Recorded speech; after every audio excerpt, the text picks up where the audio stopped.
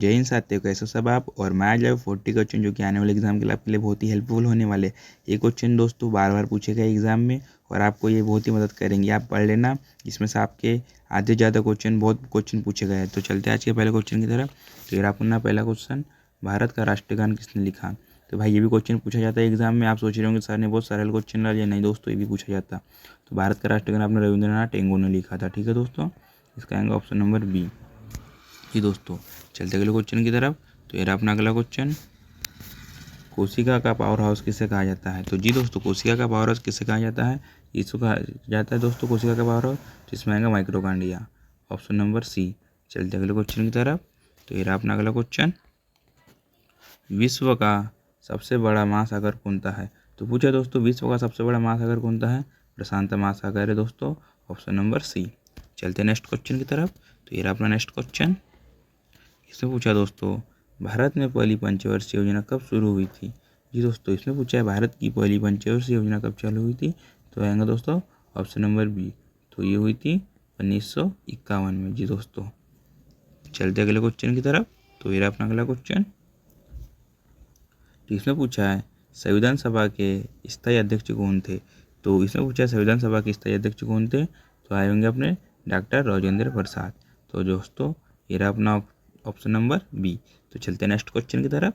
तो ये रहा अपना नेक्स्ट क्वेश्चन, जी दोस्तों, मानव शरीर में सबसे बड़ी धमनी कौन सी है। जी दोस्तों, मानव शरीर की सबसे बड़ी धमनी कौन सी है, तो इसमें आएगा महाधमनी। जी दोस्तों, ऑप्शन नंबर सी।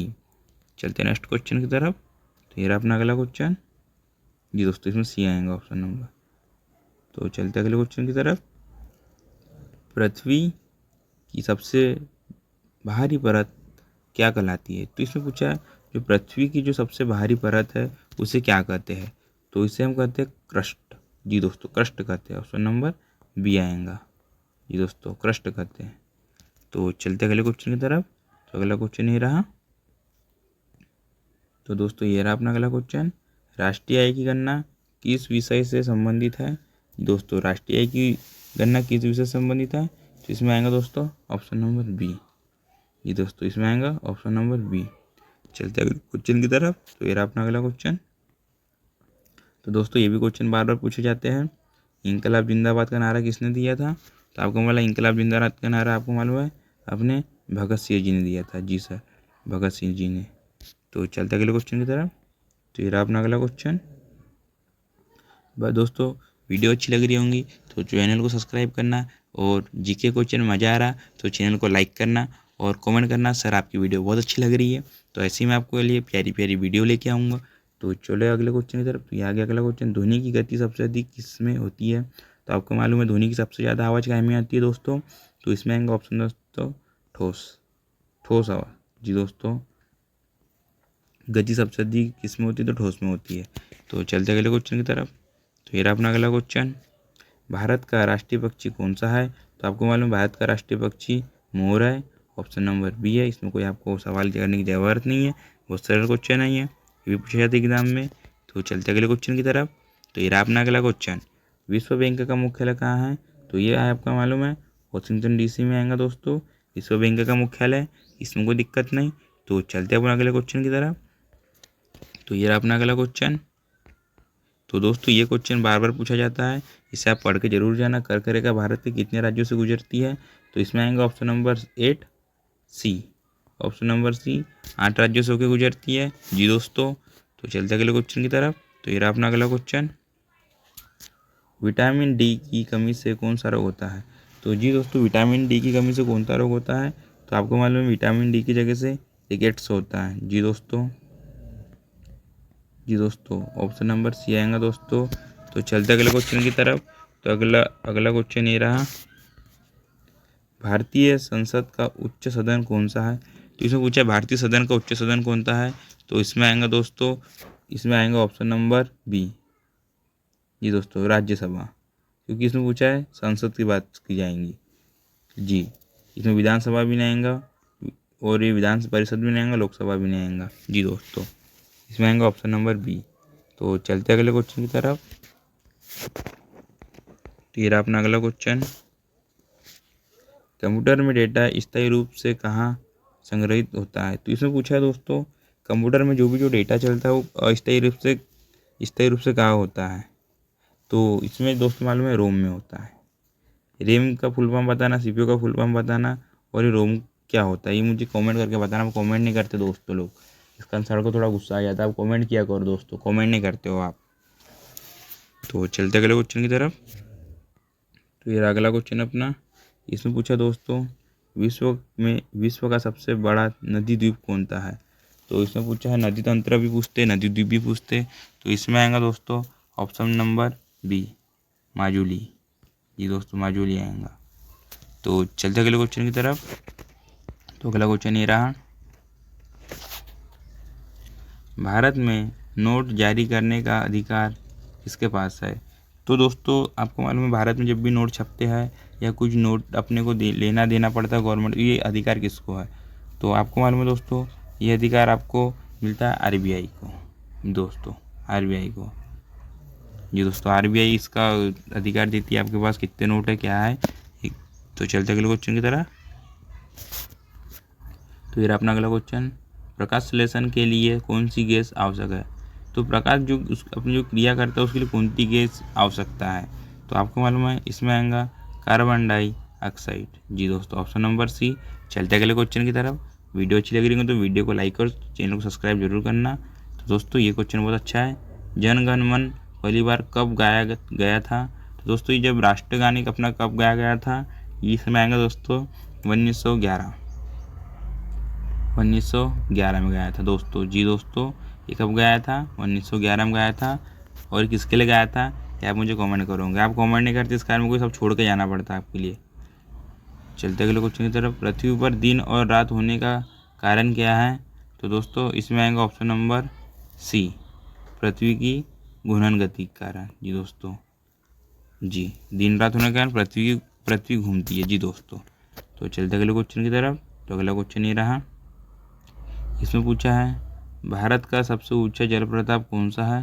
तो इसमें आएगा आपको मालूम है कुचिंकल। जी दोस्तों ऑप्शन नंबर सी आएगा दोस्तों।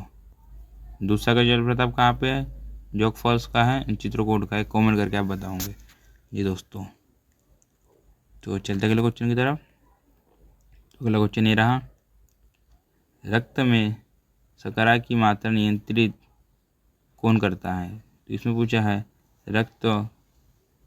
जी दोस्तों तो इसमें आएगा दोस्तों ऑप्शन नंबर, तो दोस्तों इसमें आएगा option number B, insulin. Insulin करता है दोस्तों। चलते अगले क्वेश्चन की तरफ।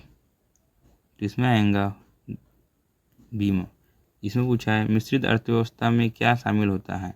तो मिश्रित अर्थव्यवस्था में सरकारी और निजी दोनों क्षेत्र दोनों होते हैं। मिश्रित यानी कि सब मिक्स करके, जो गवर्नमेंट के अधीन होता है, जो स्थायी लोग करते हैं वो भी, ये सभी लोग इकट्ठे काम करते हैं दोस्तों, इसको अर्थव्यवस्था को अपने आगे बढ़ाते हैं। तो इसमें आएगा ऑप्शन नंबर सी। तो चलते अगले क्वेश्चन की तरफ। तो ये क्वेश्चन बहुत अच्छा है, भारतीय संविधान में कितनी अनुसूचियाँ हैं। तो आपको मालूम भारतीय संविधान में कितनी अनुसूचियाँ हैं। तो इसमें आएंगे 12 दोस्तों, ऑप्शन नंबर सी। चलते अगले क्वेश्चन की तरफ। तो ये रहा, सूर्य ग्रहण कब होता है। तो दोस्तों आपको मालूम सूर्य ग्रहण कब लगता है।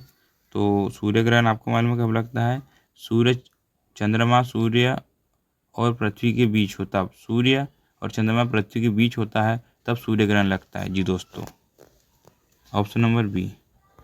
जब सूर्य रहेंगे तब भी नहीं लगेगा, जब दोनों रहेंगे चंद्रमा और सूर्य पृथ्वी के बीच तब लगता है। तो चलते अगले क्वेश्चन की तरफ। फिर अपना अगला क्वेश्चन, गीता रहस्य पुस्तक किसने लिखी। जी दोस्तों ये क्वेश्चन बार बार पूछा गया है, गीता रहस्य पुस्तक किसने लिखी। तो इसमें आएगा option number B, Tilak ji ने। जी दोस्तों तिलक जी ने लिखी। तो ऑप्शन नंबर बी आएगा इसमें दोस्तों। तो चलते अगले क्वेश्चन की तरफ।